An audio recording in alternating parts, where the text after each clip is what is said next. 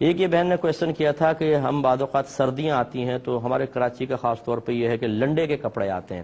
باہر سے، انگریزوں کے کپڑے جو ہوتے ہیں، اترن جو ہوتی ہے، اور ہم لوگ تو خیر پاکستانی لوگ تو ویسے ہم لوگ غلامانہ سوچ رکھتے ہیں، تو پھر ہم ان کو ہاتھوں ہاتھ لیتے ہیں کیونکہ بہت سستے پڑتے ہیں۔ تو ان کا استعمال کرنا کیسا ہے؟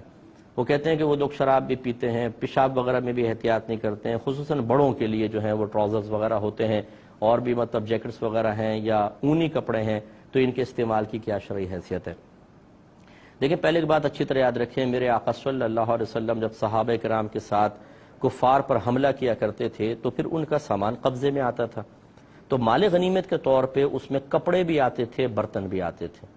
تو یہ لکھا ہے فقہائے اسلام نے کہ بارہا ایسا ہوا کہ نبی کریم صلی اللہ علیہ وسلم نے صحابہ کرام کو استعمال کی اجازت دی، اور ساتھ میں یہ حکم نہیں فرمایا کہ ان کو دھو بھی لو،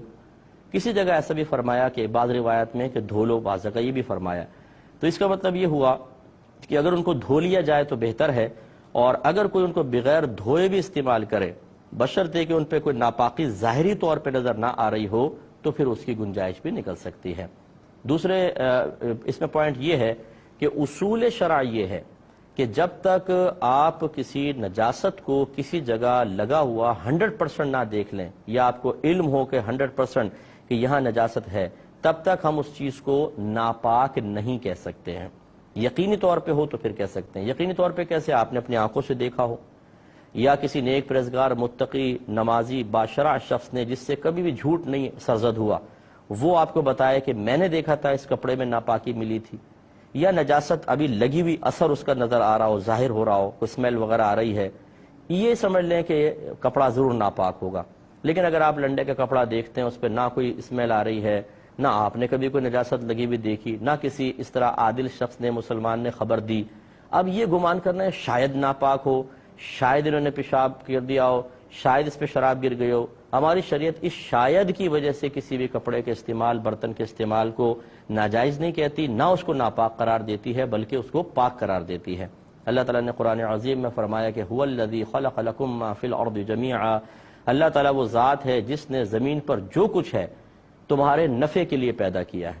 اس کا مطلب یہ ہے کہ اس لنڈے کے کپڑے سے نفع اٹھانا میرے لیے جائز ہے، کیونکہ قرآن کے اندر اللہ نے بیان فرمایا، اور نفع اسی چیز سے اٹھا سکتے ہیں جو پاک ہو، حلال ہو۔ اس کا مطلب ہے کہ قرآن یہ کہہ رہا ہے کہ یہ پاک ہے۔ اب یہ ناپاک کب کہلائے گا؟ جب اس میں ہمیں نجاست نظر آئے گی، گویا کہ اس کے پاک ہونے پر تو قرآن کی آیت بطور دلیل موجود ہے، ناپاک ہونے پر کوئی دلیل دیں اگر آپ کے پاس ہے تو پھر یہ ناپاک ہے، خالی آپ کے گمان سے ایسا نہیں ہو سکتا کہ ہم اس کو ناپاک قرار دے دیں۔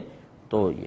یہ ضرور ہے کہ آپ اس کو ناپاک قرار نہیں دے رہے، لیکن دل مان سا نہیں رہا تو آپ نے کہا چلو احتیاطاً دھو لیتے ہیں، اس میں کوئی حرج نہیں ہے کہ آپ احتیاطاً دھو لیں، تقوی کے طور پہ دھو لیں، اچھی بات ہے۔ لیکن ایک ہوتا ہے کہ بعض لوگ اتنے جرأت مند ہوتے ہیں کہ بغیر کسی شرعی دلیل کے کہتے ہیں تو ناپاک ہے، کیسے آپ نے پہن لیا؟ بھئی کیسے آپ کہہ رہے ہیں ناپاک ہے، جبکہ شریعت اس کو پاک قرار دے رہی ہے اصلاً۔ اگر آپ اس کو کہتے ہیں یہ ناپاک ہے تو دلیل دیں کہ یہ ناپاک ہے، خالی آپ کے گمان سے کوئی چیز ناپاک نہیں ہوگی، اس کے لیے قطعی شرعی دلیل درکار ہوتی ہے۔